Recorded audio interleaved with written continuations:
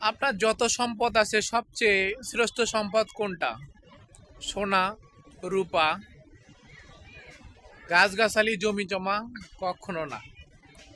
বাংলাদেশের মানুষের সবচেয়ে কাঁচা তরল সম্পদ কোনটা? এই গরু। আপনি যখন বিপদের সম্মুখীন হবেন, বিপদের মোকাবেলা করবেন, গরু বিক্রি করতে চাইবেন, সবাই আপনার গরু কিনে নেবে। এটা বিক্রি করার জন্য আপনাকে হাটে যাইতে হবে না, আপনি শুধু বলবেন আমি গরু বিক্রি করব, অসংখ্য মানুষ টাকা নিয়ে আপনার সামনে হাজির হবে। গরু মানুষের জীবনের অন্যতম একটা সম্পদ। এটা মানুষকে দুধ দেয় এবং বিপদের সময় সঙ্গী হিসেবে থাকে।